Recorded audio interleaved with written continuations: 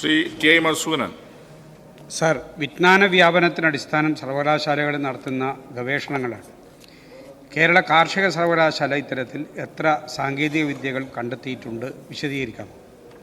Sir, കേരളത്തിലെ നമ്മുടെ ഏറ്റവും അഭിമാനകരമായ ഒരു സ്ഥാപനമാണ് കേരള കാർഷിക സർവകലാശാല എന്നുള്ളത്. കേരള കാർഷിക സർവകലാശാല 50 വർഷം പിന്നിടുകയാണ്. കേരളത്തിൻ്റെ കാർഷിക മേഖലയ്ക്ക് ഉജ്ജ്വലങ്ങളായ സംഭാവന ചെയ്യാൻ ഇതിനോടകം കാർഷിക സർവകലാശാലയ്ക്ക് ആയിട്ടുണ്ട്. കാർഷിക സർവകലാശാല ഉൽപ്പാദനക്ഷമതയും രോഗപ്രതിരോധ ശേഷിയുമുള്ള 359 ഇനങ്ങൾ കർഷകരിലേക്ക് എത്തിച്ചിട്ടുണ്ട് എന്നുള്ളത് അഭിമാനകരമായ ഒരു നേട്ടമാണ്.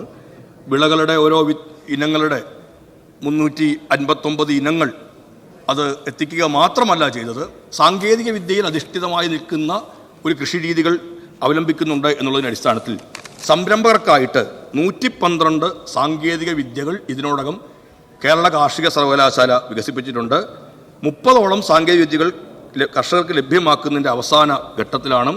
ഈ സർക്കാർ അധികാരത്തിൽ വന്നതിന് ശേഷം 7 വിളകൾക്ക് ഭൗമസൂചികാ പദവി ലഭ്യമായി. കാർഷിക സർവകലാശാലയുടെ പ്രവർത്തനത്തിൻ്റെ ഭാഗമായിട്ടാണ് അത്തരത്തിൽ 7 ഇനങ്ങൾക്ക് ഭൗമസൂചികാ പദവി ലഭ്യമാകുന്നത്. സർവകലാശാലയ്ക്ക് 16 പേറ്റൻറ്റും ഈ കാലയളവിൽ ലഭിച്ചു എന്നുള്ളതും സർവകലാശാലയുടെ മികവിൻ്റെ ഏറ്റവും പ്രധാനപ്പെട്ട ഉദാഹരണമാണ്.